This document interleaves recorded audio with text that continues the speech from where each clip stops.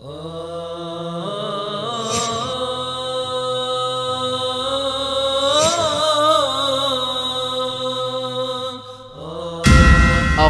دشمنی با اولیا و دوستان الله متعال.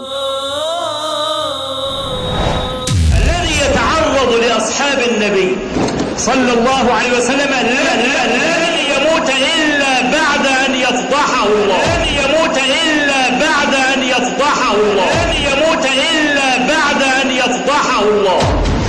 الصحابة هم السادة العدول، الصحابة الأشراف النجب، الأشراف النجب الذي قوام الدين كله عليهم. نقلوا لنا القرآن ونقلوا لنا السنة.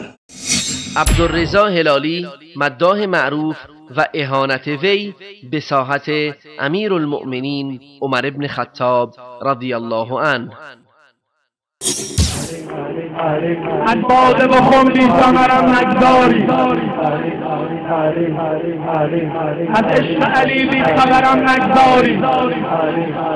تا عمر و بزدن عمر میگویم، تا عمر و بزدن عمر میگویم، تا عمر و بزدن عمر میگویم.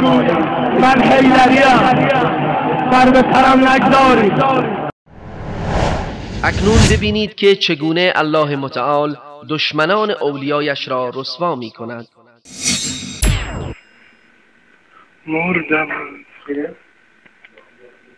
عکس نگرفتم، عکس مشتی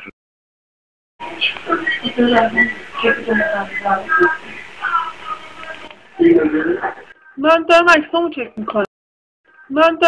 چک میکنم، إن الله يدافع عن الذين آمنوا إن الله لا يحب كل خوان كفور.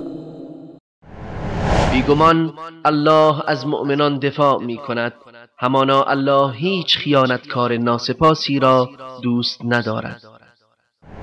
الله متعال در حدیث قدسی می فرماید: من عاد لی ولیا فقد آذنته بالحرب.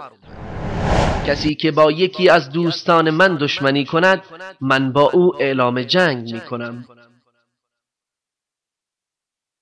و این است عاقبت تمام کسانی که بخواهند با اولیای الله دشمنی کنند.